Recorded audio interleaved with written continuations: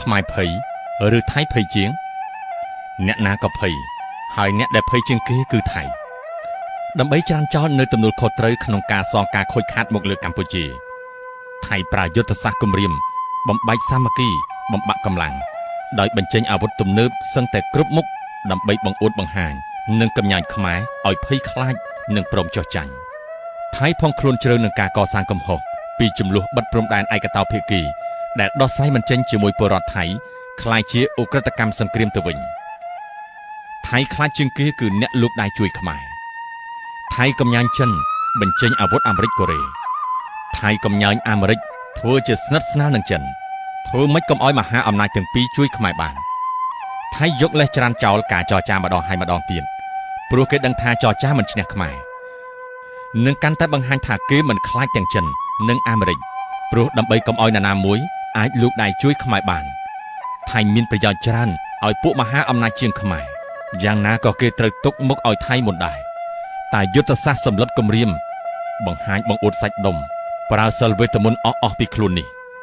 គឺយុទ្ធសាស្ត្រអ្នកទល់ច្រកក្នុងសង្គ្រាមប៉ុណ្ណោះទៅមុខក៏មិនកើនទៅក្រោយក៏មិនកើន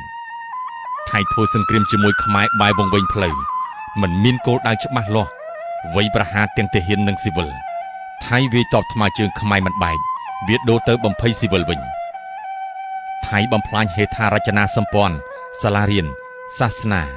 បូជនីយដ្ឋានពិសេសគឺវាបានផ្លោងប៉ះដល់ប្រាសាទបុរាណដែលជាកំហុសដ៏ធ្ងន់ធ្ងរថៃវាយបណ្ដាលគិតបណ្ដាលគឺកាន់តែជ្រៅទៅកាន់ឧក្រិដ្ឋកម្មសង្គ្រាមឯនៅក្នុងស្រុកថៃវិញគ្រោះធម្មជាតិផងបែកបាក់សាមគ្គីផងនយោបាយមិនច្បាស់លាស់ចលាចលទាំងក្នុងស្រុកផងទាំងអន្តរជាតិផង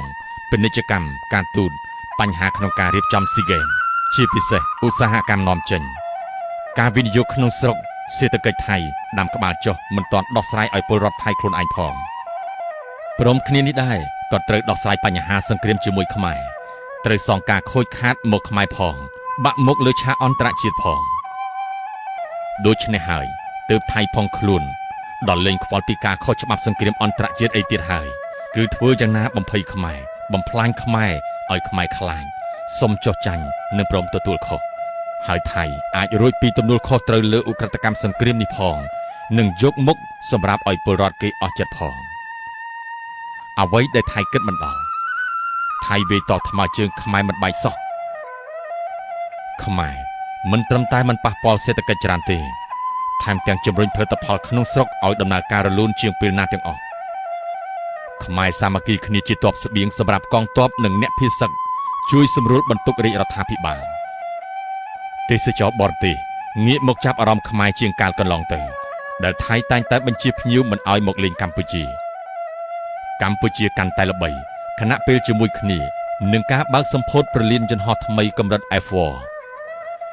សាមគ្គីផ្ទៃក្នុងខ្មែរកាន់តែរឹងមាំប្រជាជនមានការយល់ដឹងខ្ពស់អត់ធ្មត់យល់ការមិនចលាចលមិនរាថយមិនចោះចាញ់ស៊ូលះបង់សាច់ស្រស់ឈាមស្រស់ការពារទឹកដីនិងកិត្តិយសរបស់ខ្មែរពេលនេះខ្មែរមានតែអត់ធ្មត់ចាំការចរចាបញ្ចប់សង្គ្រាមដោះស្រាយពីតុលាការអន្តរជាតិពន្លត់ស្បែកបិសាចអាស៊ានចេញឲ្យដល់ឆ្អឹងប៉ុណ្ណោះសំណួរចុះបើថៃនៅតែវ័យប្រហារបែបនេះខ្មែរយើងមិនបន្តដៃបាញ់យន្តហោះទម្លាក់ឲ្យអស់ទៅយើងទ្រាំដល់ពេលណាខ្មែរមិនអាចបាញ់យន្តហោះអាមេរិកដោយគ្មានការអនុញ្ញាតពីអាមេរិកនោះទេខ្មែរត្រូវរក្សាខ្លួនឲ្យជាជនរងគ្រោះពិតប្រាកដខ្មែរត្រូវបញ្ជាកុំឲ្យសង្គ្រាមនេះកាន់តែធំទៅព្រោះខ្មែរឆ្អែតនឹងសង្គ្រាមហើយសង្គ្រាមមិនដែលមានអ្នកឈ្នះទេ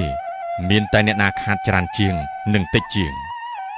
បើយើងតដៃជ្រុលខ្លាំងទៅដល់ប្រកាសសង្គ្រាមជាមួយថៃនឹងបានលេះយកកម្ពុជាជាកន្លែងសាកអាវុធរបស់គេជាមិនខានថៃមិនអាចទ្រាំនឹងសង្គ្រាមនេះបានយូរទេ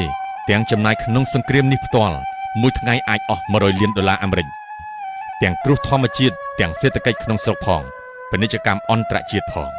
ថៃមិនអាចឲ្យសង្គ្រាមនេះអូសបន្លាយបានយូរទេព្រោះវាស៊ូមិនបានមហាអំណាចនិងអន្តរជាតិក៏នឹងមិនឲ្យសង្គ្រាមនេះនៅរ៉ាំរ៉ៃដែរព្រោះចរន្តសេដ្ឋកិច្ចក៏ត្រូវពឹងគ្នាទៅវិញទៅមករវាងប្រទេសទាំងអស់ផងដែរថៃមិនមែនជារុស្ស៊ីដែលមិនខ្លាចអ្នកណានោះទេថៃគ្រាន់តែជាខ្លាក្រដាសបើកស្លាប់ដើម្បីបំភ័យឈើគូស KH ប៉ុណ្ណោះ អ្វីដែលបងប្អូនត្រូវតែធ្វើនៅពេលនេះគឺត្រៀមខ្លួនរក្សាសុវត្ថិភាពរក្សាផ្លូវចិត្តបញ្ញានិងស្វែងយល់ពីវិធីគ្រប់គ្រងហានិភ័យពេលមានបញ្ហានៅជិតខ្លួនយើងទ្រាំបន្តិចទៀតយើងនឹងប្រសើរឡើងលើសថៃវិញនៅពេលខាងមុខខ្មែរឆ្លងកាត់សង្គ្រាមឆ្អែតហើយខ្មែរធ្លាប់ក្រហូបប្រហុករស់បានដេកក្នុងព្រៃចង់តែអង្រឹងដេកក៏បានខ្មែរជាអ្នកស៊ូខ្លាំងចេះរស់នៅដោយខ្លួនឯងមិនដូចពួកថៃទេសូម្បីតែលិចទឹកដល់ដំបូលហើយសុខចិត្តអត់បាយទុំលើដំបូលចាំរត់គេមកជួយអ្នកបាងកកធ្លាប់ស៊ីឆ្ងាញ់ដេកស្រួលគេទ្រាំមិនបានយូរទេសូមបងប្អូនប្រុងស្មារតីជឿជាក់លើថ្នាក់ដឹកនាំយើងត្រូវរួមគ្នាស្ដារកិត្តិយសយើងមកវិញព្រោះថៃវាបំភ្លៃសឹងតែគ្រប់សារព័ត៌មានយើងជាជនរងគ្រោះពិតប្រាកដថៃត្រូវសងការខូចខាតមកខ្មែរទាំងអស់ចំពោះឧក្រិដ្ឋកម្មសង្គ្រាមមួយនេះ